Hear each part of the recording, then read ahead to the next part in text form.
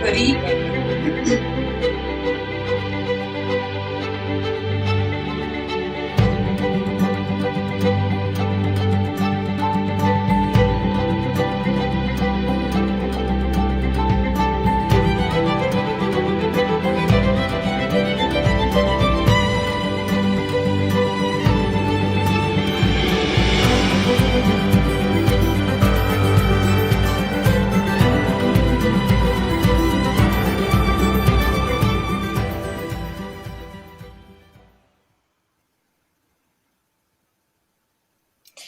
Good evening, everyone, and on behalf of Sligo Libraries and the IT Sligo BA in Writing and Literature, I'm delighted to welcome you here to this, the first of our autumn run of the Word. We are joined tonight by acclaimed author Elske Rahill, who will be interviewed and introduced by Julianna Holland, who of course will be a familiar face to those of you who are the Word regulars. IT Sligo are well represented tonight because they are of course welcoming Elske as a new member of their faculty this term, and many of you will recognise Julianna as a writer on the Word stage and through her involvement with the BA as a student. We also have a wonderful musical treat for you this evening. The very talented Senna O'Hara has supplied us with some songs which we will distribute throughout the evening. And during the next hour, you can use the chat function in Zoom to submit questions or comments. And towards the second half of the evening, I will read those out to Elske and Julianna for you. So you can do that the whole way through. For the enjoyment of all, please don't forget to keep your mics on mute. And just check back to make sure that has remained so.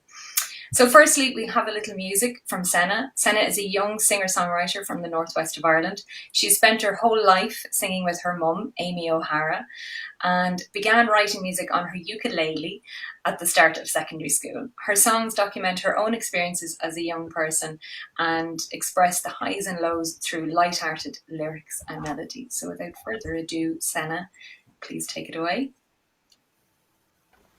Hello, my name is Senna O'Hara, coming to you remotely from my polytunnel, and I'm going to play a few songs for you. So this song is one I wrote during the first lockdown, and it's called Cherry Blossom.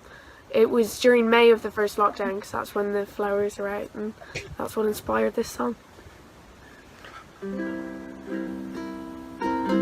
Where have all the cherry blossoms gone? Does anyone know? Oh, it's only been a week since the garden smelled so sweet, it smelled like home. Oh, it was only a day of sunshine and a rain. Now all the flowers have blown away. White leaves on a south westerly breeze. Oh, what a life to lead. Life for only 3 days and you're gone. Lyrics in a song, oh so long. Where have all the cherry blossoms gone?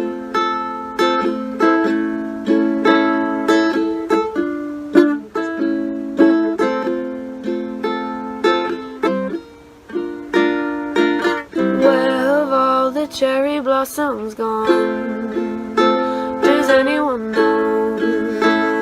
One day they were out and no one was about. Who will believe me now?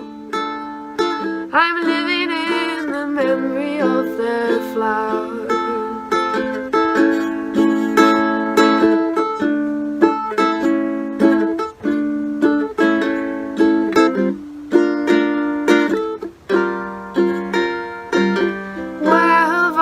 Cherry blossoms gone. Can I join them? Oh, spring has been enough. Summer sun is too much for me. I'm ready to leave my tree and float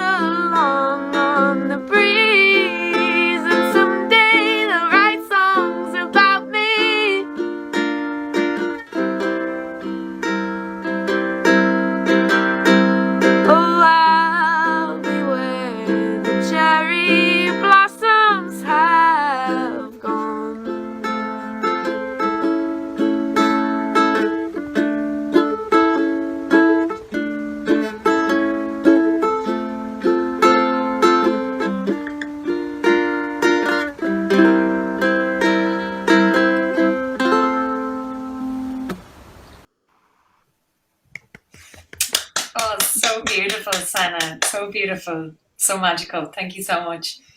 So, Julianna, would you like to take over and introduce us to Elske, please? Certainly. Thank you, Lou, for your warm welcome. And thanks to all of you, so many of you from home who've tuned in to join us this evening. It's an absolute honour and my pleasure to be entrusted with interviewing Elske this evening and to be part of this always enjoyable Sligo Library event. Elske Rahill is a Dublin-born writer who lives in France with her family. She has written 2 novels, Between Dog and Wolf and An Unravelling, a short story collection in white ink, and has been published in The Art of the Glimpse, Dubliners 100, The Stinging Fly, Winter Papers and more. It has been said of her prose that it is both visceral and exquisite in its emotional unrest and intimacy, that her stories fearlessly, nakedly crash into the darker sides of real life, that Elske gazes long and hard into chambers of the heart where other writers fear to glance, and that her words delicately weave threads of a timeline filled with fierce love and crippling hurt. I first came across Elske's work when I read her short story collection in white ink, which simply stopped me in my tracks. The breadth of stories here is staggering, and they continue to astound after countless rereads. Elske's latest novel, An Unravelling, charts 4 generations of the Kearney family. It is a study of the complexities of relationships, motherhood, and growing old. Told from various viewpoints, it spans a cast of distinct personalities, rich in dialogue. It is at times darkly humorous, often heartbreaking, and is a masterly family portrait. There is no undercurrent of feeling that this writer won't mine, no human flaw that she shies away from. Even at its ugliest moments, Elske's writing applies beauty by way of her considered words, their weight and their impeccable balance. Even when her narrator's voice is strangled with despair, she manages to put words on the undefinable agony of grief, writing, "There is nothing I can say, no language I can speak, but screech and claw." She vocalizes the guttural, revives the submerged voice, and scrutinizes the furthest reaches of the mind, forcing her readers to check their own. Like an artist who can paint the wind, Elske manages to capture thoughts that more often go unsaid. She stills the heart for just long enough to put words on unthinkable acts, such as a mother being parted from her child. "Already I am losing the shapes for you," she writes. "You are not face or hand or voice, but only sensation. Breast brim and skin yearn, and the cell crave of our division." She writes unsparingly about cruelty, loss, nurture, greed, aging, both criminal and consensual sex, and all angles of love. In articulating such depths of thought, she achieves equal measures of fearlessness and vulnerability in her startling work. As capable at giving voice to an infant as to that of an elderly woman, as adept at conveying violence as she is tender with intimacy, Elske is not only a storyteller, but a poet and a keen excavator of the human condition. It's my great pleasure to hand over to Elske this evening. I don't know what to say. Thank you, Julianna. That was such a beautiful introduction. I'm very flattered and grateful. I'm going to read actually the end of the title story to In White Ink, which Julianna, I think, referred to in her introduction. This is towards the end of a story which centers on a very young, late teens mother who has, I suppose, been convinced of her inadequacy by this stage. Right, okay, I'll just start. I'll just read and we can talk after. Already I am losing the shapes for you. You are not face or hands or voice, but only sensation, breast brim and skin yearn, and the cell crave of our division. The ink I have used to set you down, the marks that make the letters, that make the words, to make a story stick. I think it is the kind that will not smear, but swim cleanly from the page like a shoal of sated minnows. There is a sign recommending that passengers with seasickness stay on deck and look out at the horizon. But closed eyes and closed up limbs seem the only way to wait the nausea out. I keep low, crouched down with the cradling of the boat, knees drawn in, face tucked down, hands clinging barnacle still to myself. In the little dark this makes, I try for your smile, your foot, your ear, but there are only the words that pull away, and then even the lines where they were perched begin to scramble. Already the ages and stages you are made from bunch and cross, so that when I look for your age I cannot find a number. But there you are. I see you now. The lines all a jumble. Here, sleeping in your buggy with buttery thighs and feet like handkerchief knots. Here, a map of Ireland and a sonograph of my insides. And here, but no, that is not you yet. The mossy chin, the widening shoulders, a snarl. Not yet, no. It is your parting smell that will lead me to you. The sweet, moist liveness of your skin. Oh, now I have you. There you are, opening your eyes at first light. You wake too early, a ravenous mouth, a need, a wild, snorting, pulling thing, ferociously rooting for survival. Sleepily we lump you from his hands to my arms to milk, and there you mew and smack, and, frantic for it, you miss and catch and miss and latch. The lock and pull of you sends a rush through the other breast, and 3 white arcs cross the bedroom, elegant, confident shapes, and shocking for their reach, leaving a sprinkling of tiny blots on the mirror of our wardrobe, and we laugh and sigh and stay it with a cloth, and promise each other we'll change the sheets after breakfast.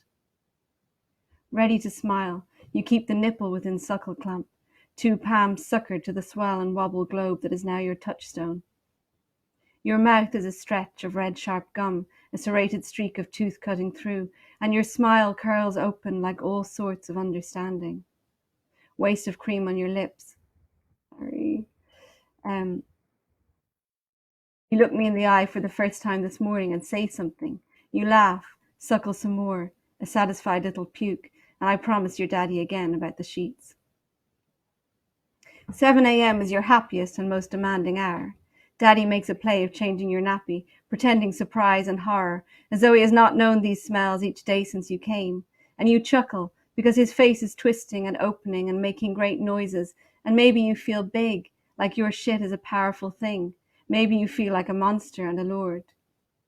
Back in bed we babble and laugh, because we see why everything is so funny for you, and you rub your daddy's beard and you get bored, and I read to you a story about a prince and a tower and a golden-haired woman whose tears can heal. But you are not concerned with that, only with my voice now, the way it moves up and down, faster and slower, and is still the same voice, the way that contrasts make shapes, the way the pages can rise and turn and new ones appear beneath. Then I eat your toes, and holding your fat balls of hands I walk you up and down my tummy where you used to grow, folded into yourself in a worldless complicity, only us, and play airplanes and congratulate you loudly when you move the beads up the abacus, and I tell myself to cherish it now, your baby scent, because I know these are the things for forgetting. We play Mozart and lay you back in your crib, under the mobile with a clumsy elephant and a bright zebra that pivots, swirls, twirls and creakily slides, and you sleep while we make love quietly under the covers, laughing a little, because just for now in the fractured rise of light, before the words begin and the witnesses come, before my mind gathers these colours into the white of day, we know the heart is made of flesh. Now you can speak, and I don't know what sounds to make for you. Mothers are supposed to sing to their children, but I have a terrible voice. They should tell stories too. That is something I think I can do, but what can I say? I could tell you about this time last year, when you were a bump, still so miraculously neat that I could conceal you with a princess line or a baggy jumper. If I lay on my back, the whole shape of you raised under my skin.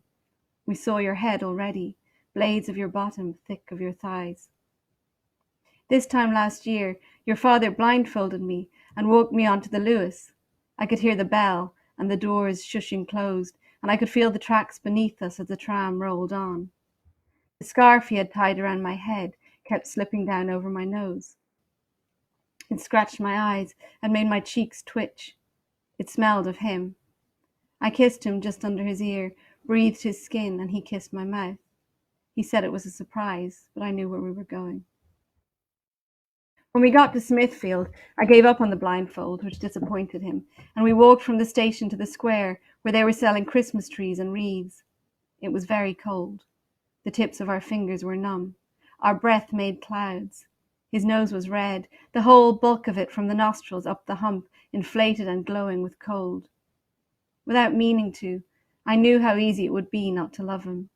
A moment is all it would take, a moment to trip himself up and let fall a thing that could never be gathered up again, spilled milk. He wrapped his scarf snug around my throat, tucking in the ends.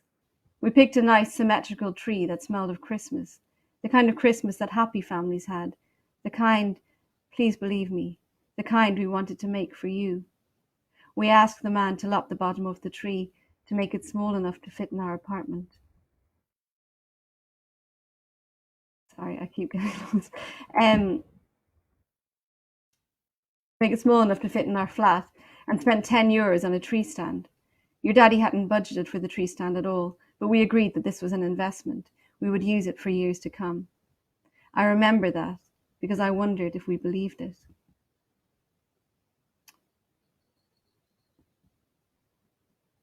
On the tram, a sign said, "Happy Christmas.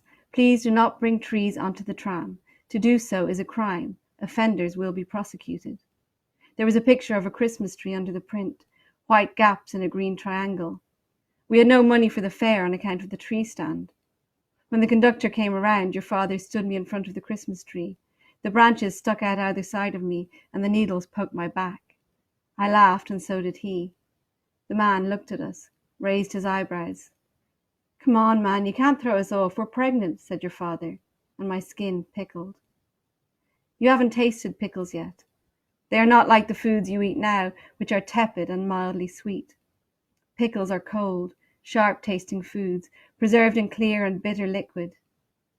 I cannot know what you will think of pickled onions, or pickled gherkins, or pickled eggs, but when you taste them, you will know the kind of thing that happened all over my skin when he said, "We're pregnant." The conductor looked away. It was a look of disgust, only kinder. Young love, he thought. I could see it in the way he shook his head knowingly. Young love. He didn't know anything. I rubbed my tummy, making circles on your back with my hands, my skin taut against your growth. Your father bent over, catching his breath between guffaws. We laughed into each other's necks. I laughed against his chest. He laughed into my hair. You stretched your shape and kicked, and I wondered what the bony judder of my rib cage meant to you, shuddering over your capsule like strange weather. But I hoped I was keeping the cold on my surface, outside you. I think I better stop there because we probably don't have time for the whole thing, do we, Lou? Is that? Oh, we do, yep. Oh, we do? Okay. Yep. Keep going. Yep. Just interrupt me if I'm going on too long. I could tell you that when you were born in the morning, the morning sun lit the walls of the delivery room as though it was summer, and there wasn't as much blood as people would like you to think. Your head was crumpled like a passion fruit as it came out. Then you opened into a baby, drinking the light with your new skin, your gasp. Your fingers splayed and curled, exploring the air like tentacles. You smiled the moment you emerged, and you opened your eyes, though people don't believe that. 1,000 expressions moved across your face, O of wonder, scrunch of disgust, all the full curves of joy, a flicker book of everything you would feel between now and the close of your life. People don't believe that either. For the birth, they wanted to numb me. They said it again and again, in a tone warning and urgent, as though something would happen soon that would be too much. The pain was fine, though, more fine than anyone would like you to think, and not really what people usually mean by pain. When I told them you were coming, they insisted your birth was hours away and told me not to push. "Trust me," said the midwife with a smile. "You know all about it if it was coming." But you and I knew. We laboured in secret towards our separation, me nodding obediently at the professional grimaces. "Don't push yet," said the midwife. "Close your mouth." She said I would scare the other women with my sounds. Not the tearing cries she wanted, but noises darker and dirtier than a scream. Your father rubbed my back and said, "Shh, listen to the doctor, baby." The sight of your head shocked them. "Oh," said the midwife, turning to the trainee. "No warning that time." To me she said, "All right, you can push now. Come on, push now, push." She called your father Dad and told him to put the vest on the heater. She was trying to distract him, I thought, for he was eager to put the mask of laughing gas over my face, and the more I said no, the more his eagerness grew. The vest was striped white and blue with poppers between the legs, and I knew that it measured from my belly button to just under my breasts. You had hardly left my inside when your daddy cut the cord, and you and I were two. I didn't recognize your face. They asked your name, but I couldn't do that, not yet. I could only call you baby. Hello, baby. They taught me how to swaddle you, but you hated to be swaddled. You hated to be folded, your arms, your legs, and your toes. You hated to be folded up again, tucked in and stuffed over yourself and made to fit. You liked to stretch, your arms, your legs, your toes and scrawny neck. Silently you moved like that in your glass box, extending into the world with tiny extremities, and glad of it all. For 3 days I could not sleep, but only look at you. The joy that came was an engulfing kind, a terrifying, snatching kind, full of claws and wool and feathers and the shapeless terror of silence. And I knew already it was not the right kind for a thing like you, that needed to stretch and open. For 3 days I tempered it down into the practical chores I could make from it, nappies and feeding, and biting your nails blunt so you could not nick your cheeks and scalp, the appallingly delicate skin you came in. When you were 3 days old, a respectable shade of milk replaced the garish colostrum, and I had soothed it down enough for words. I told you something true then. I whispered it close to your skin that smelt like coconuts. "I love you," I said, but thought, I have no idea, though, baby. I have no idea who you are. He named you then, but I still have no idea. Your life is a journey out of me, a one-way street. When you were 4 months old and I was sitting my exams, I didn't go back to sleep one night after your 4 a.m. feed. I couldn't rest. You snored a baby snore in your crib at my back. Your daddy slept beside me. I tried to tuck myself into the hot curl of his body and his breath, but his presence played a cool fever on my bones. I got up and went into the other room of our flat. The window was silver from the steam of the drying laundry and the street lamps glittering through. It was cold outside, but when I opened the window, the air hung still. I remember that because it sent a surge of fear and giddiness through me, the way the night refused to move into the warm, as though some law had been suspended here in the unpatrolled hours. There was just the sound of night traffic, trucks mostly, lumbering through, rumbling the tarmac, casting their gaze over our walls, our floor, our table, our buggy. Sitting on the couch, I tried to study some Greek myth about punishing gods, hubris, jealous women. But by the time I reached a full stop, I'd forgotten the beginning of the sentence. I didn't understand anything. I took the scissors out from the drawer under the hob, and the Pritt stick from under the television, and I gathered all our photographs around me. By the time you woke for your 7 o'clock feed, I'd made you a book. The book told our story. It began when your father and I met. It chronicled our holiday together, the drunken karaoke, the kisses in the kitchenette while we waited for the coffee to spurt up through the funnel of that aluminium espresso pot your daddy had back then. That was before we heard that aluminium leaks into the brain, making you confused as you grow old, making you forget the references you were made from, your car keys, your phone number, names. I found the notebook this morning. The photographs have been hurriedly glued. In all the pictures we are smiling. There is a narrative scrawled beside them in baby language. I have written you a story that is simple and not a lie. I say how in love we were, how happy, and the photos seem to prove it.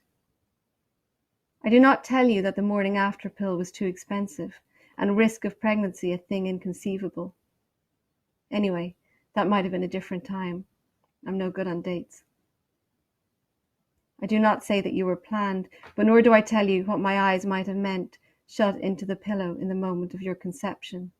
I do not explain the tedium of slumber rape, the horror of daily sniping, the way these things wear and wear until the fabric is too thin to handle. I write that your daddy was happy when I said, "We are going to have a little baby." That is not exactly how I put it, but I think it is what he heard. I tell you we both laughed and were happy. I tell you that he kissed my tummy. I do not tell you what happened then, lips to skin, faces, eyelids, shoulders, looking at each other in the twilight under bed sheets. I do not mention the glaze that sometimes crept into my eyes, or how I resolved that with forgetting I would make it good.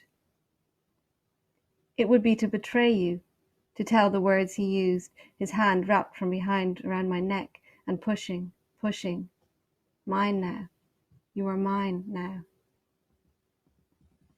There are pictures of Halloween, when we tied an orange silk scarf around the bump, and your daddy drew triangle eyes, triangle nostrils, and a smile of triangle teeth to make you a pumpkin. Bumpkin, we called you all night. We went out and had dinner with many people I did not know. The girl opposite me was dressed as Catwoman. She had a sultry sweep of eyeliner across each heavy lid, and a way I could not read of gliding her eyes over you. And when asked if she would one day like children, she looked your father in the face and said, "I'm just back for an abortion. I flew back this morning." She left halfway through the main course, and the host smacked his forehead. "How stupid," he said, "to have seated her opposite you pair after what she's been through. Silly Jules, I just didn't think." I don't tell you that part, or the desire that happened as we looked at each other, me in my witch costume and she dressed as Catwoman, weak smiles wavering across the black tablecloth and ghoulish gouache. Perhaps I seemed smug, moving my hand over and over you like a crystal ball, as if I thought I knew something she did not. That was not what I meant by it, though. Not at all. I don't tell you because I know it is easy to misunderstand, and I know I have a terrible voice. In any case, she slipped off without a scene, and all night he introduced my belly with a joke accent. "This is Bumpkin, and this be my witch." I was dressed in black. The top had enough room for you at the front, and the back was bare except for a web of black ribbons laced over my skin. He had lifted a long silver wig from the pound shop, which made me look glamorous and gothic. In the photograph we are beautiful and extravagant, grinning with our dark, painted mouths. My eyes are frilled with fake lashes of purple and silver. There is an envelope stuck to the page opposite, with the orange scarf tucked into it. The next page is a picture of the two of us with the Christmas tree. We are standing on either side of it, holding the bark, chins raised, goofy smiles, green sprigs flecking our arms. My face is pale from vomiting. It didn't stop after 3 months like they said. My nose and eyes are pink. "We waited and waited and waited," says my handwriting, "for their baby to come out and meet them. This must have been close to the birth, because you are a tight mound under the big sweater of your daddy's." There is a photo of me an hour after you were born, my mouth touching your furred head, the hospital sheets pulled up over my breasts. There is one of you under the Christmas tree, asleep on a big toy sheep. You arrived on Christmas Eve, and the tree was still up when we brought you home. The needles were a little dry, but still green, and I think they still smelt like Christmas. I have written, "At last, Mommy and Daddy could take their baby home. They had never, ever been happier than when the three of them went to bed that night." That is true. I want you to know that. Neither of us had ever been happier. In sleep, I am dark and hairy all over. The hair I have is wiry, humid, kinked and disparate like the scrunching scraggleweed found at the root of a penis. My mouth is slimy, hot, fanged and chomping, and with my many arms I can reach far on either side. My many arms, or are they legs, are for reaching and for moving. One by one the arm legs move slowly on a tightrope of spun silk. My many eyes show a disco ball vision of our little room, the damp mottled ceiling and the lino floor and the curtain hooks. I cannot see you at first, only lashes of our room, the hinge of the door, the cracked twirl of wicker in our laundry basket. But then there you are, right in front of me, twirling like a suckling on a spit, but you are smiling in a serene daze, smiling with love at my many eyes and my many legs and the fangs in my hot and dirty mouth. And I am turning you before me, swaddling you around and around in reams of white muslin, leaving only your lovely face exposed. What will happen next? What will happen to your lovely face?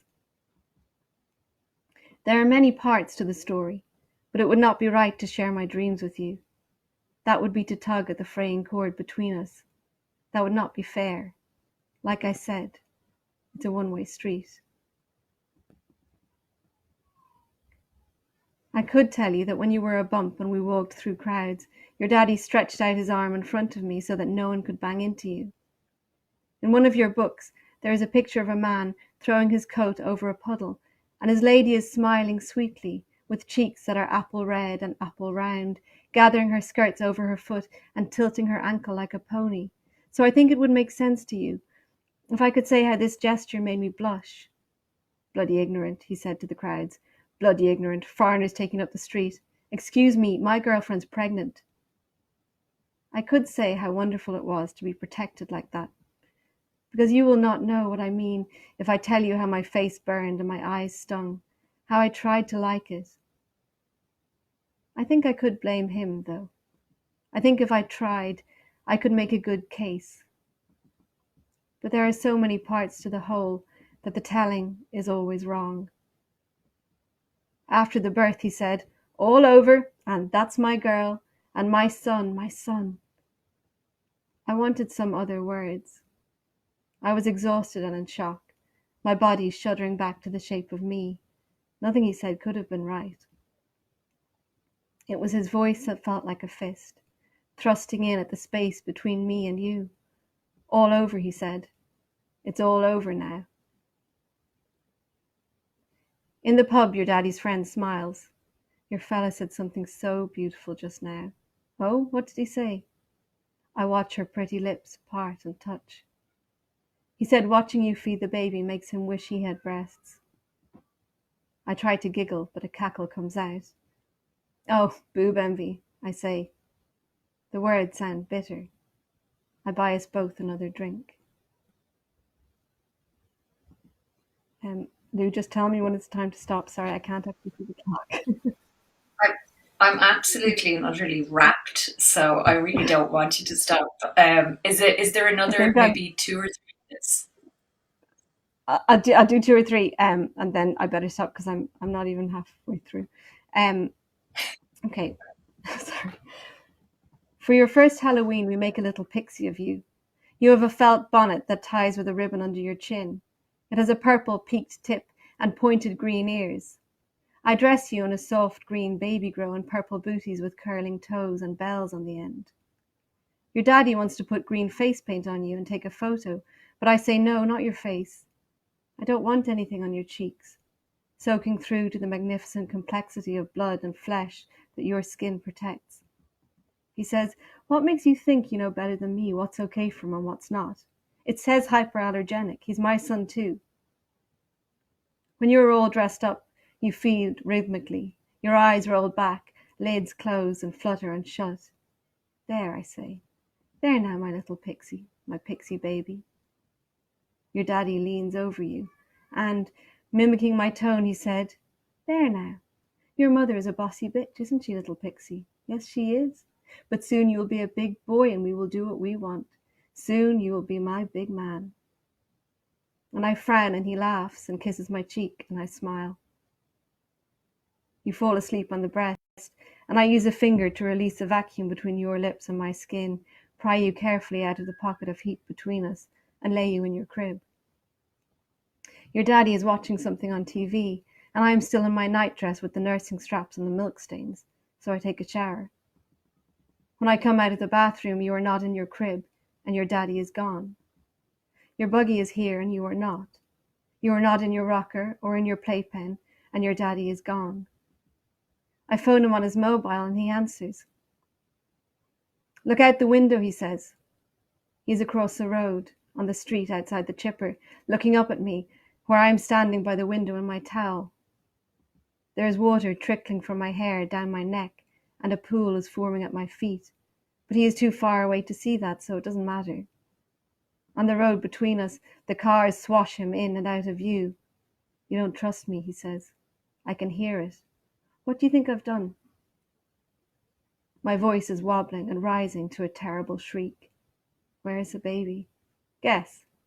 Where is the baby? Tell me now, tell me now. Use your mother instinct, he says. What do you think I've done? Where is he? Say please, he says. Don't be so rude. Where is the baby, please? Try again. Please tell me where the baby is. He's safe. If you trusted me, you wouldn't be such a psycho about it. Then there's a tinkling, your booty bells, and then your cry, and I know where you are. In the boiler closet, strapped into your car seat with the straps that are growing too tight. There you are, disgruntled from a nap you didn't mean to take, a creased little goblin mewling in the dark. When I lift you out, something shifts across your face. For a moment, this is a changeling child, and in a dizzy pause I listen like an animal for your cry, out in the corridor perhaps, or down on the street. I bend to smell you. There is green paint daubed like camouflage on your cheeks. That night, I take your book from where I keep it in the drawer beneath the oven. I use a hole punch to make a pair of eyelets on a blank page. Then I thread the purple ribbon through one hole and hang a little bell on it. I pull the ribbon out through the other hole and knot the ends at the other side. The book does not close properly now, but I don't mind. I can't find the thing to say.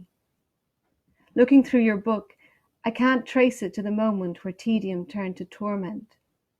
I can't explain why it became less possible day by day, baking him meatloaf, sitting on his knee, dragging running jugs to death, flinching when he spoke to his mates, his voice changing into someone else's, his laugh a spray of bullets, ha ha, ha ha ha, giving you suck, giving him head, cleaning the toilet. I better stop there, because it's 11 minutes past. Thank you so much, Elske.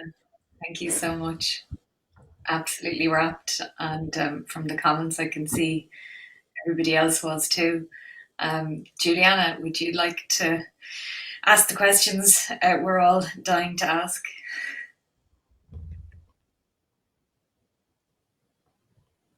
Same as you, Lou. I just want to sit back and hear it to the end. It's so stunning.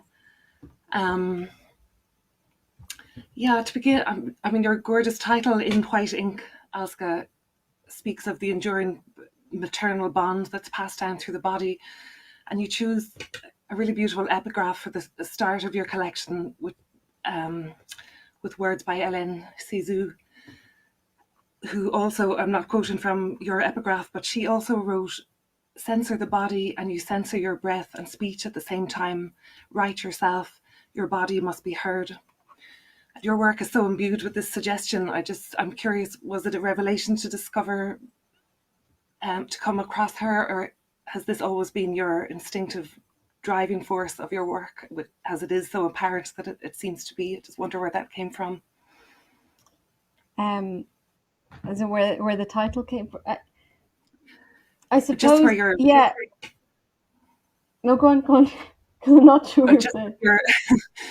Your deep connection to the body and writing very viscerally directly from there. It's so apparent in what we just heard as well.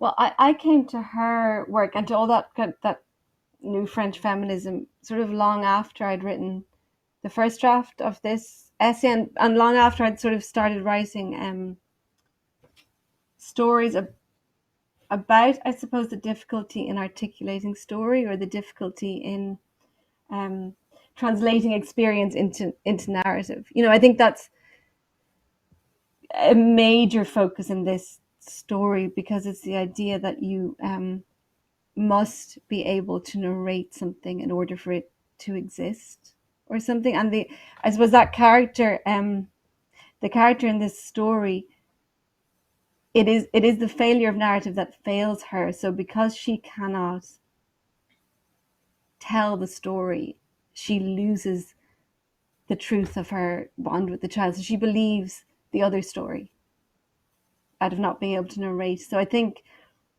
when I kind of came to those, the right, like Sisu and Irigari, and it's not that I subscribe totally to their belief systems, but the idea that experience is something true, whether you can narrate it or not, I think is where I kind of come to that as a writer. It's what sort of speaks to me. Yeah, I think that's the answer. Is that the question? Absolutely, yeah. It's interesting just to hear your process, and you mentioned the first draft, and I also came across that you yourself have said that if you can see into a situation, describe it, categorize it, that it no longer has you by the throat. And I wonder, does that continue to resonate for you in your practice, or do you find the very act of writing a way of finding resolve, or is it in the further drafts? No, I think it's the act of writing, but then the work is making it narrative. You know, it's making it work for a reader. But certainly, like, there's a strange sort of relationship with experience, which is that when it becomes narrative, it no longer you control it. It doesn't control you. And I think that's what this story is very much about. It's about not having control of the narrative, and when you don't have the words, when you don't have the language, you get buried, you know, and your story gets buried.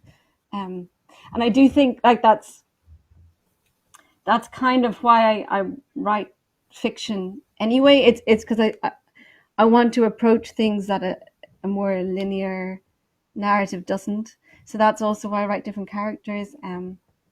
I think that's what I'm always trying to do with writing. And it's not just sort of my personal experience as much as an issue or a thought that I'm trying to get at. But sorry, back to that idea that when you're kind of through with something, you're through with it. That's true. Like, I feel like I'm not haunted anymore. Like, once I've finished a piece of work, it doesn't haunt me anymore, except when I have to go back and read it for other things. But yeah, it is sort of a way of exercising things, I think.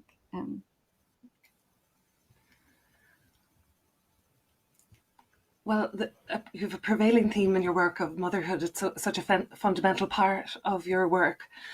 And I wonder, in becoming a mother yourself, was that a catalyst in terms of being pulled further into that theme, or in fact is the theme chasing you all along?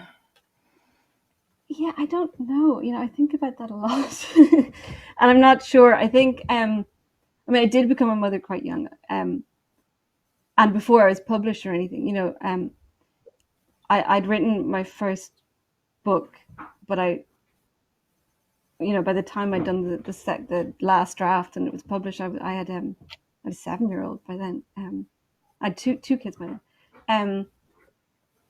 But I think probably I'm realizing now it is a pervading theme anyway. I mean, there's family heritage is a pervading theme, and yeah. Sorry, Julianna, I don't want to get into, like, you know, my own maybe issues with the maternal line and that heritage. I think is probably where it starts. So even though ostensibly it might start with becoming a young mother and having a lot of experiences that very much changed my perception of the way our culture and society works, I think it probably does run deeper than that. And I'm very interested in what's passed down and what you need to address in terms of a reckoning, in terms of a heritage. yeah. There's probably a connection in there in terms of the inheritance and you becoming a mother. You and describing your impulse to write as an urgent one, and that urgency maybe came out of either discovering your own voice, was it, or lending a voice to the next generation of your own. Just wonder a bit about your process in the busyness of your life. Yeah, well, the urgency, when I wrote like many of those stories, none of this work was published until long after I'd written it. Actually, after having a child, the urgency to write was more about.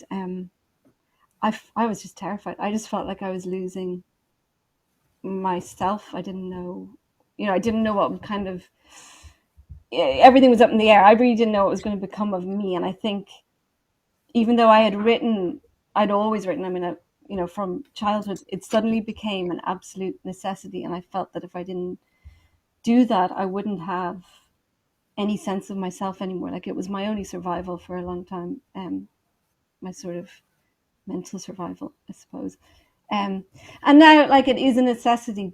Definitely, it's something I absolutely need to do, or I'm just not right if I don't, if I'm not writing. But that kind of those few years, it was really urgent. I really I felt like I was drowning, and I really needed to write. It was the only sort of way out, and the way to clarify experience, and the way to remember myself. I think sometimes when I don't know if everyone has this, but after having a baby, you can feel, well, I certainly felt like I had no idea who I was anymore, and I needed to have words. I needed that, because I felt like I would forget. And I would just become completely lost. So that was kind of a huge spate of writing after having a child and being in kind of a stressful situation. But now, I keep thinking, I'll deal with this, then I won't need to write so badly, or I'll finish this book and then I won't really need to write anymore. But it's not true. It doesn't really work that way. Like, maybe the theme is kind of dealt with, but a new thing comes up and you need to write again, and so on. So I think it's endless. True writer, yeah. Well, be curious about how when you start in between pieces, how your work reveals itself. Like, when you start off, do you have a certain idea, or at least an impression maybe of where things are going? Be curious about your process. Like, really, not really. So, it's been very different for each book, actually. So my first novel, No, it was characters. It was a sense of these characters and wanting to understand these characters. So I wrote kind of episodes and scenes, and it took a very long time for that to become a book, and for me to read those characters and understand what it was I was trying to explore. I think I'm sometimes like slow on the uptake of my own drive, like what I'm trying to do. So that book took a really long time, and then In White Ink was really wrought out of just, I didn't know what I was writing, and it was some of those stories were really hard to write. I had literally no idea what I was writing. I would sit down and I had just a character, really just a character and a sense of that character and nothing more. And that was really like, that collection was really hard, because I had to write. I felt I needed to write. I would write every morning, but I had no idea where I was going for a long time with this. And I think because every story is different, it takes so long. You're with this character until you kind of understand what the character represents, or what you're trying to find through that character or that scenario. Whereas then with the last novel, I had a really clear sense, actually, of what I wanted to do. I had a clear sense of the story I wanted to tell. But it was different in that I was in it, and from the time I was in it until the time it was finished, I was in it, and that was very difficult, because that was years and years, maybe 2 years, not years and years, but 2 years of being just, it's always there. It doesn't go. You're constantly kind of working it out, and then you wake up in the morning thinking, I've worked this bit out, or no, that line is wrong, and I know it's wrong, and I can't find the right words for it, and so on.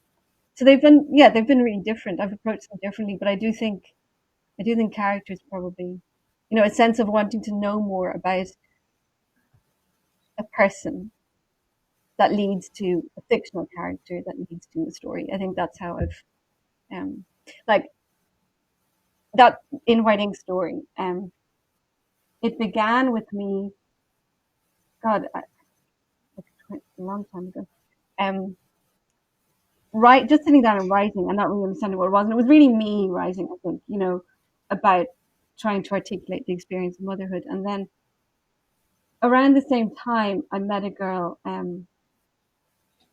crossing the road from the crisis pregnancy centre in Dublin.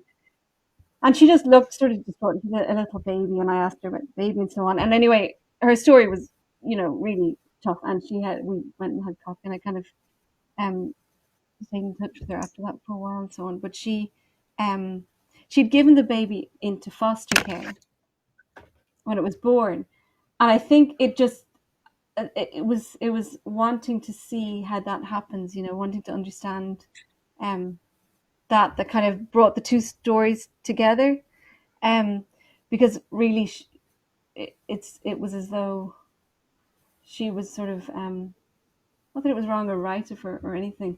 She'd taken the baby back, so it turns out, probably wasn't the right decision originally. But she had just lost any sense of confidence as a mother. That had just been kind of worn down. So I wanted to look at how that happens, I suppose. And so it kind of merged my experience with what I knew of somebody else who'd maybe taken a slightly different path or has different circumstances. So have I gone off on a tangent? No. What you asked? No, you certainly captured the feeling that what you witnessed, and that, like, the story goes on. It's just so, it's unrelenting in its capturing of that, as you say, the worn down mother. It's a heavy issue, as so many of your short stories deal with, and in an Unravelling, very heavy issues of complex questions: resentments, inheritance, greed, medical issue, end of life, medical issues. There's so much in there, and maybe you've answered it a bit by describing that woman that you saw on the street. But are you aware or conscious at the time? Are you purely storytelling, or do you think your stories have a moral role to play, or are being working something out of a collective memory of sorts? Oh God, it's such a hard question. On behalf of like, I don't want to sound grandiose. I was just talking to the students earlier today about like grandiose statements from writers, but I think with an Unravelling, I think it was a theme that I wanted to look at, and it was there were a couple of themes. So I had the story, and I suppose the personal theme, like the character's kind of theme, was inherited trauma and resentment, and how it just does not go away. It has to be addressed, and how I wanted the children, sounds really awful, but I wanted to show how the children are the ones that will suffer from this not addressing a grief that's just passed down, that's never processed, that remains kind of in the family, resurfacing. But also I wanted to look at how that was a family that you might think of maybe as a matriarchy, because the grandmother has so much emotional power and sway, but actually they were living under the shadow of her husband even after death. And I suppose this sounds awful, but I suppose I wanted to show the female collusion in that. So I've tried to write her as a really warm, loving, essentially good person, and strong in her own way, but she has colluded in something, and she has prioritized the men, the only two male figures in that story, which is the youngest grandson and her husband, in that family, in that central story. And by trying to benefit him, she has kind of robbed him, because she's robbed his mother. That she has she's tried to bypass the other women, and she's done this kind of unknowingly and unwittingly. And yeah, that was, there were two kind of things at play. I had that personal story, but I also had something else I wanted to kind of show about how we, how as women, without knowing it, we often collude in things, and that it's passed on. It's passed on to the boy, like it's that he's been given this heritage, and where do you go with that? You've got these little girls, these little boys, and what do they do with this? So again, does that answer the? It certainly does. Yeah, it's a wonderful portrayal. Just so many different angles and so many that haven't been explored before. It's coming up to 7:30, Lou, so on your behalf, I'll keep an eye on the time. Elske, maybe just finally to ask if you want to perhaps share with us what work in progress is happening at the moment, and if not, or also if you have any. Well, though you think I'm mad. Yeah, so I'm trying to respond to Carmela, which is the kind of pre-Dracula vampire story, and it's I think usually read as a lesbian vampire story, and that's kind of how I went into it originally. But the more I kind of try to write my way into it, the more I feel, and I know how predictable this is, that it's the. Okay, sorry, I'll backtrack a bit. So that the horror in the original story is kind of rooted in a homophobia. I think it's kind of told from the point of view of these men who are terrified of their daughters kind of being taken in by these scary women. But when I sat down to read it, I couldn't really find a way to treat that theme, and I kept going back to the book. And I think actually it can be read certainly as more of a fear of the maternal connection, that's what's terrifying to them, that it's a horror. It's not that horrifying to us to read this book now at all. It's not that scary, but it was scary then, and what was scary was the women having this really strange connection and saying things like, my darling, you're mine, I'm yours, this kind of thing. So that's how I'm kind of trying to approach it now, is that I'm trying to look at the horror of that maternal connection, not from the mother's point of view, but from the daughter. So the idea of no differentiation. This sounds really abstract, but I'm hoping it's more of a page turner than I'm making it sound.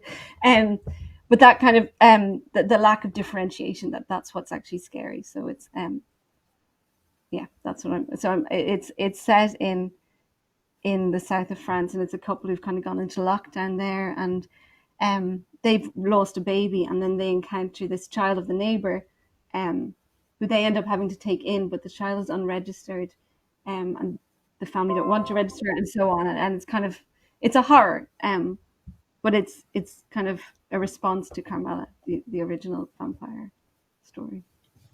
Sounds fascinating. It sounds very abstract. It's really not. It's quite, I hope, quite concrete. Yeah. So.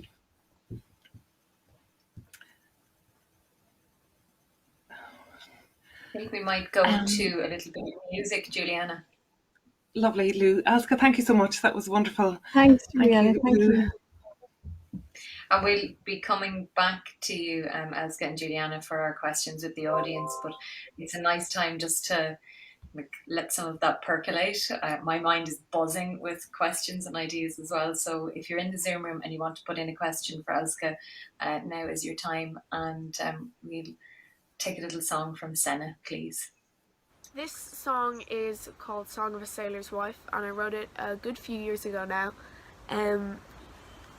And it's just a song about loss and grief and that kind of thing, but from the perspective of a sailor's wife.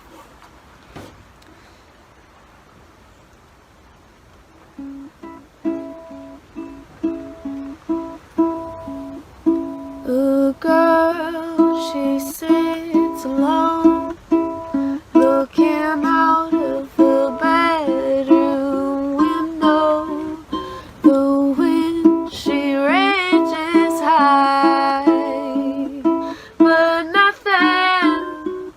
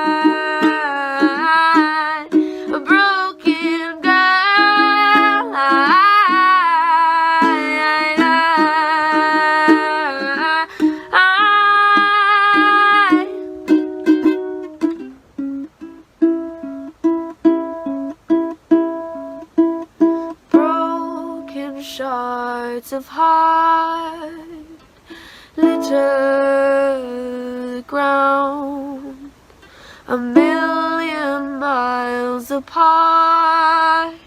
Her screams break the silence, 'cause her love was far from shore, and her heart couldn't take it no more. She's a broken girl. Ooh, hey,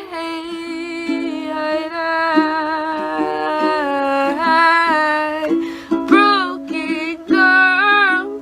Ooh,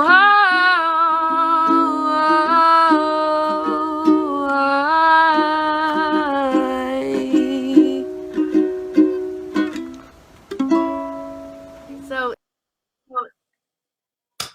Oh wow, Senna. We're getting all the emotions tonight, everyone. That's the second really large lump I've had in my throat this evening. Absolutely incredible. Thank you so much, Senna. So Elske, the comments coming through in the Zoom room really echoed my feeling when I said that I was rapt. I'll read you out some of them if that's okay.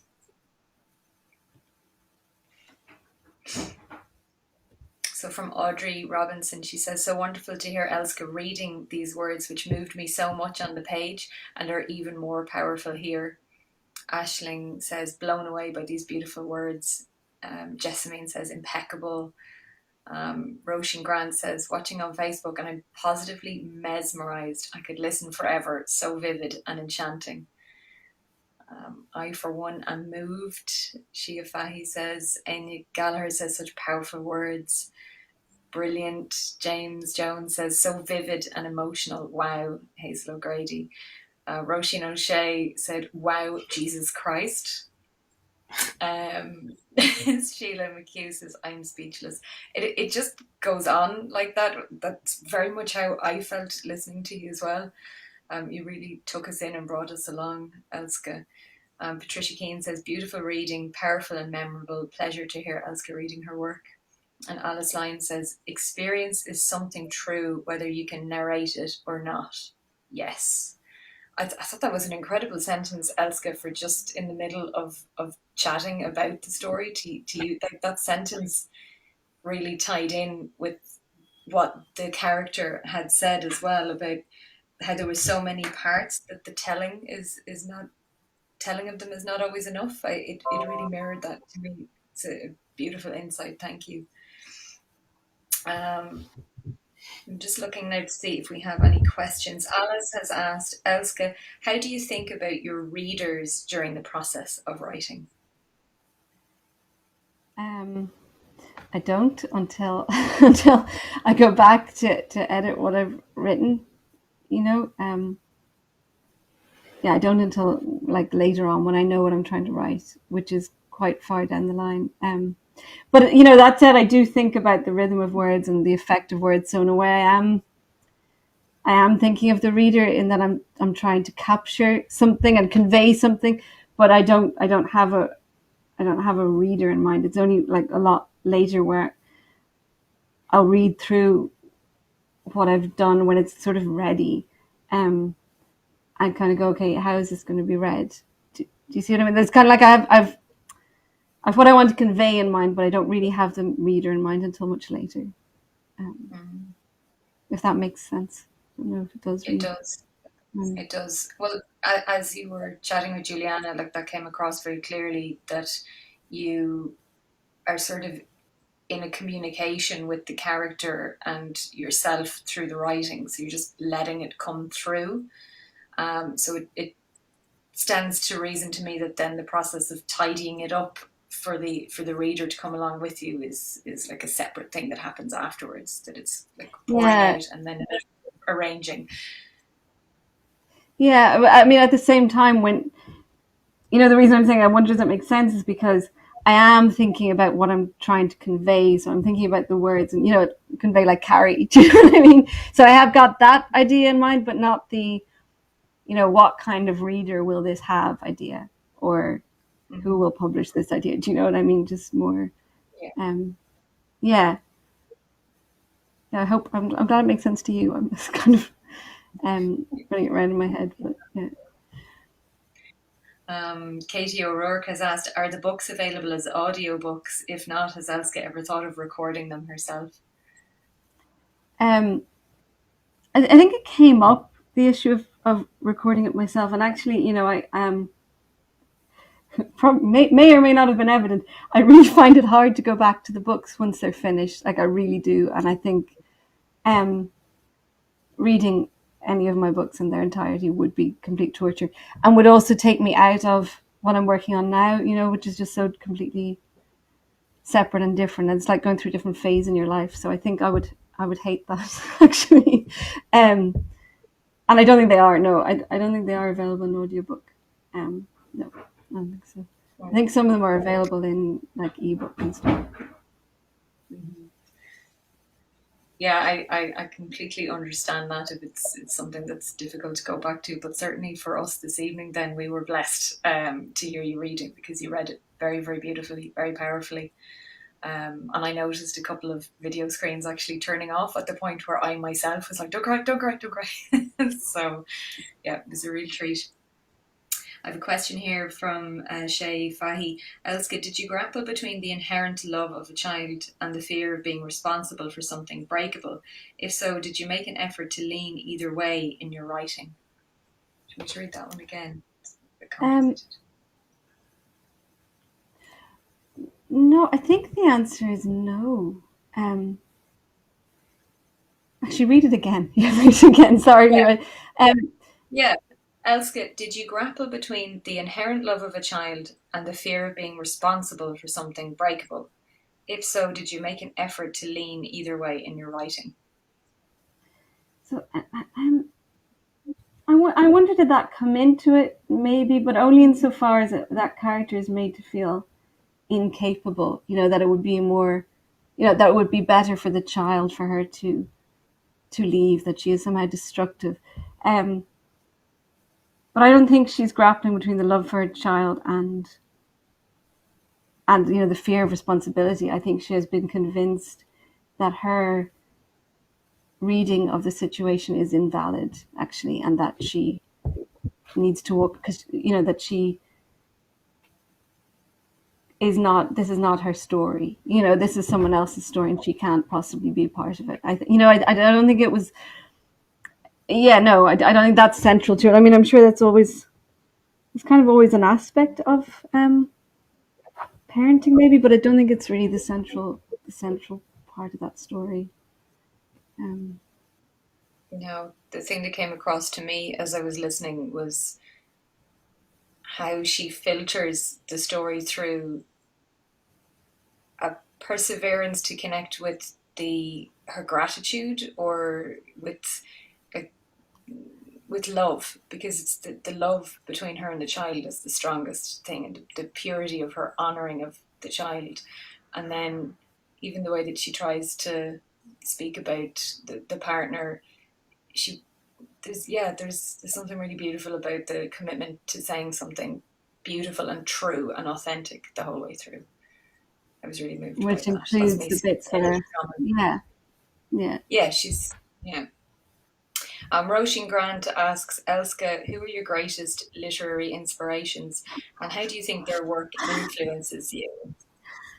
The reason I hate this question is because I can never, like, I always think, next time I'm asked, say something, and I always say like something that's not that true, and then afterwards remember, I said that person, that person, and I've been in situations where I've sat there in complete silence, because I was asked to think of a male writer, because all I'd come out with women. But I think, to be honest, I actually think that the writers that were most formative for me were the writers I kind of came to in my early and late teens. There were people who, it was more the time that I came to them. So Virginia Woolf, for example, I read when I was 14, 15, and Kirsty Gunn. Do you remember Kirsty Gunn had a book called Rain a long time ago? Must be a long time ago now. It was again, I was about 14 or 15. So it was that, I think that experience of reading something and thinking about something in a different way, a way I'd never thought of before, or recognizing something that I had not before then ever been able to articulate, which Virginia Woolf was very, very good at. So to be honest, I think those authors were probably more formative for me than anything I've read since, even though that's not to say I haven't read incredible books after that. But I think in terms of kind of developing as a writer, they were the authors that were kind of big for me. Yeah. Thanks, Elske. And there's a last question here from Rosie Bowl. Apologies if I'm mispronouncing your surname. She says, Elske, how do you motivate yourself to write? I have writer's block sometimes, and pushing myself to actually write can be hard. Would love to receive some advice. Well, so I've like block all the time in the sense that I'm sitting down and I'm writing, and what I'm writing is not good. But not so much that sense that I don't want to do it. I feel like I need to do it. But writing that collection, I did have that experience because I'd had a book out, and I don't know, just after a book comes out, you kind of feel like a failure for a long time because it doesn't, even if it's great and you get great reviews or whatever, it's never done everything you wanted it to do. And I just wasn't functioning. I was kind of like, I was relieved to not have to write this book anymore, that book was over. But also just not really functioning on not writing. Like I'd been looking forward to not writing, but I couldn't function. So basically I just had to sit down with the laptop, and I spent like the first story in that collection, which I think some people reviewed as the weakest. I don't know, I can see flaws in it now, but that took me about 4 months just to get past the first 2 paragraphs. So I think the only thing with it is to sit down, and if you can't write something new, go back over what you did write, because you can edit when you can't write. I think that is the key. Just be with the work, even if the new stuff coming out is not great, or what you're reading is not great. Because I do remember finding that period really hard and realizing that I hadn't produced very much at all. And then suddenly I was, suddenly they were all coming together, and suddenly they all made sense to me as a whole. But I think that's the thing, to sit down, and because there's always something, like that's another reason I hate reading stuff I've already written, because even when I was reading there's bits where I'm kind of going, oh God, that line's not right, or that should change, that should change. So you can always do that. Like you can always make your work better, even if you're not making new stuff. You can make what you have done better, and you can investigate what you have written and see where that is going, or what that's trying to do, or what that's sort of telling you, or where it's leading you. So that's my experience. I think people write very differently, but that's my experience of being in that situation where I'm just not producing very much. Yeah, thanks, Elske. I hope that answers that for you, Roisin. I see Jasmine saying great advice, and there's another question coming in, but I think we probably need to start to wrap up. So, Julianna, would you like to finish up with any other questions for Elske, or is there anything either of you wanted to share that you didn't get to say earlier? Just to say thank you, Elske, for such a beautiful reading, and such a privilege, as was mentioned in the comments, to have your book here in the house since it was published, and such a treat to hear your voice put to it. I'll go back and finish it tonight again for the umpteenth time. So thank you, Julianna, really, and both of you. Thank you so much. It was real pleasure. Well, I was going to be a bit scary, but a real pleasure. So thank you. Yeah. Yeah, thank you for being brave and generous. You've left us all with a really beautiful experience and a lot to think about. I was really moved, and I'm really grateful, Elske. Thank you. So we might go back to... Thank you for the beautiful music. I didn't say thank you so much for the beautiful music. Music is just incredible. We're actually going to have our last piece of music from Senna now, and then when we come back, we'll have our open mic section. So we have Jasmine O'Connor, beautiful poet, and Emil, another great writer. So they're going to share something with us when we come back after this. stay tuned and enjoy that. Take it away, Senna. Back to the This is a song called Orange Trousers that I wrote because I have a pair of orange trousers, and it's a song about bullying and just learning how to cope with being a little bit different. So enjoy.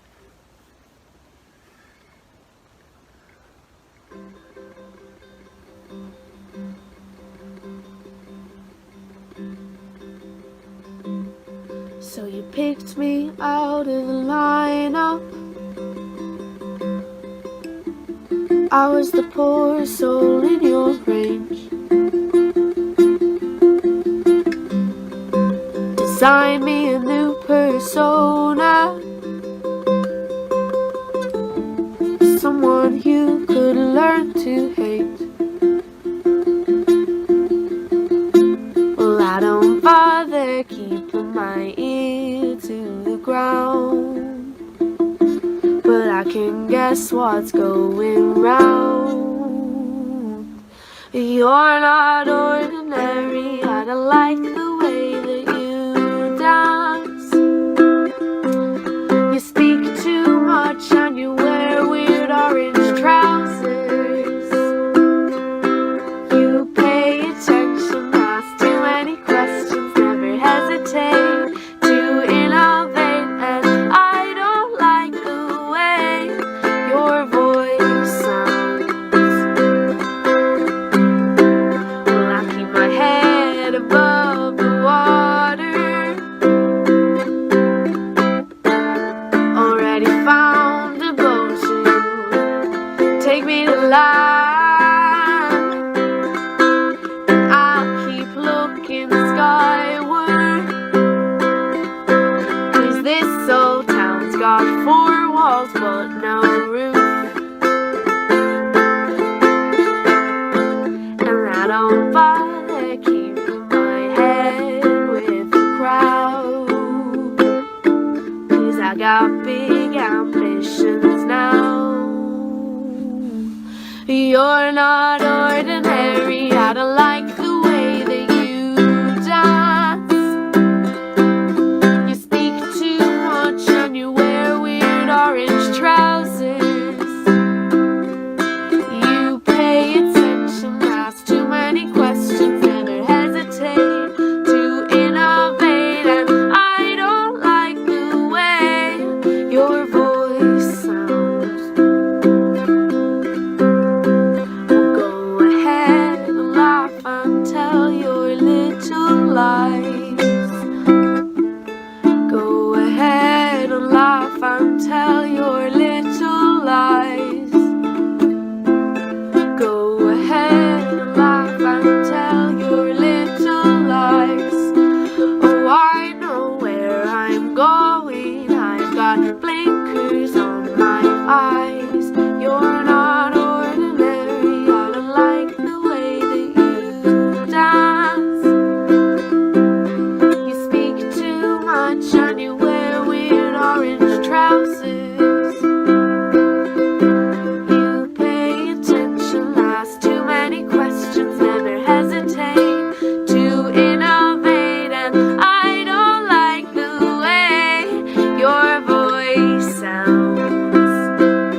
I'm not ordinary, but I love the way that I dance.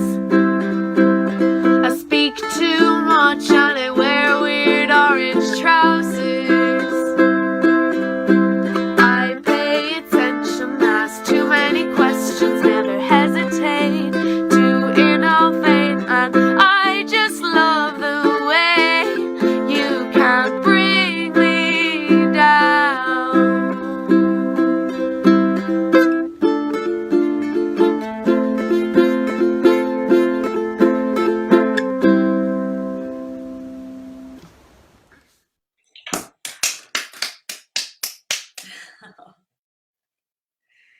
It's absolutely gorgeous. I have weird orange pants and now I feel extra proud of wearing them too. Thank you, Senna. Way to own it and transform it. Brilliant. So first up for our open mic, I think we should have Jasmine O'Connor. Jasmine, are you there? Come through. Hi Lou, how are you getting on? She is. Hey, I'm good. Let's get you on the screen. Can you hear me? We can. I'm there. Okay.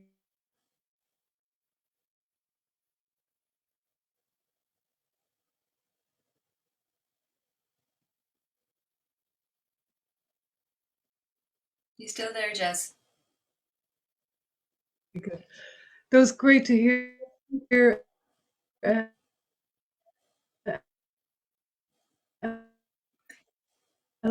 coming through a wee bit Elske patchy again, there, and yeah, it really makes me miss being in the chorus.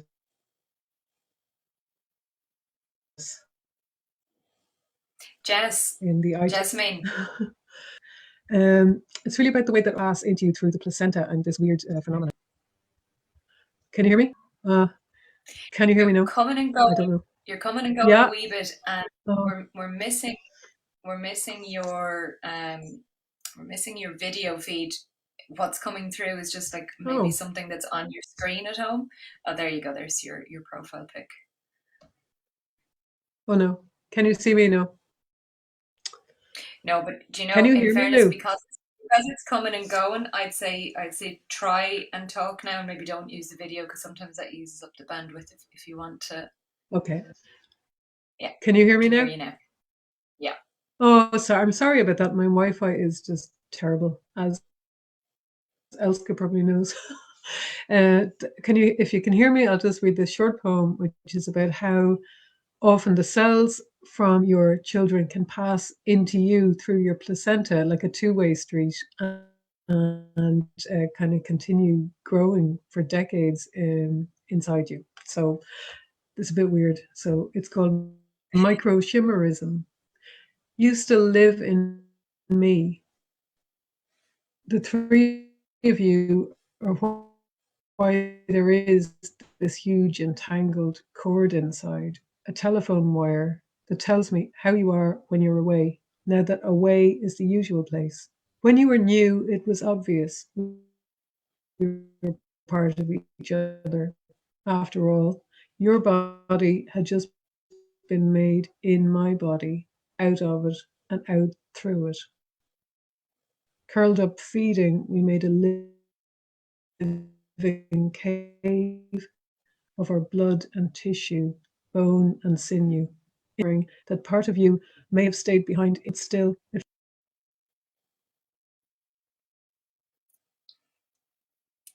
Oh, Jessamine, that is a shame. We can't hear you properly. You will have to come back for us at the end of next month and try again. Yeah, I think we've lost Jessamine there. Okay, so we shall move on. What I did here, it seemed to really tie in really beautifully with Elske's story as well. So thanks so much, Jasmine. But we'll enjoy that at the end of next month. So we're the last Wednesday of every month. So Emile, are you there? Would you like to read for us now? Yes, I'm there. Can you hear me properly? Yes. On my novel, which is already done, and I just did like the first editorial pass of it. So I will read two of the poems that Elska worked on with me for my portfolio, and then I will read the Polish translation of them. And I haven't seen if anyone here is Polish, but I think it will just be interesting to hear. Oh, I haven't done that in a while, and I'm super nervous, but okay. Okay. One. Remember the summer night, the picnic table at 4 a.m., lights of the petrol station gleaming red, white, and orange, warm air wrapping its arms around us, cars speeding past as if they were all alone in the world. All I hear are fragments of the conversations we had, yet the taste of the paper cup is still dangling on my lips, reminding me of your words, of me biting on it to have something to do. 2. We haven't spoken in a while, but you have your own place there at the back of my mind, and no matter how many times I try to drown it out, with music the kind you never liked, you're still haunting me. Your voice looms over me. Oh, wait, did it go down? Okay. Your voice looms over me, the dry one-syllable laugh. I'd be happy to forget all about you. I hope you've already forgotten me. Even if it means becoming your enemy, that's better than being your child. I know the Polish version. Pamiętasz tę letnią noc, ten drewniany stół o 4 nad ranem, blask świateł ze stacji benzynowej, czerwony, biały, pomarańczowy, ciepły wiatr, który nas otulał i auta, co spieszyły się tak, jakby oprócz nas nie było nikogo. Pamiętam już jedynie fragmenty naszych rozmów, a jednak ten papierowy kubek smakuje od dziś. I przypomina mi twoje słowa, i że go gryzłem, aby móc się na czymś skupić. 2. Nie rozmawialiśmy już jakiś czas, lecz ma swój własny kąt pośród moich myśli. I nieważne ile razy próbuję cię zagłuszyć, muzyką tą, której tak nie lubisz, wciąż mnie nawiedzasz. Twój głos wisi nade mną, ten suchy, jednosylabowy śmiech. Tak bardzo bym chciał o tobie zapomnieć. Mam nadzieję, że ty zapomniałeś o mnie. Bo nawet jeśli to znaczy, że stanę się twoim wrogiem, wolę to, niż być twoim dzieckiem. And that's all.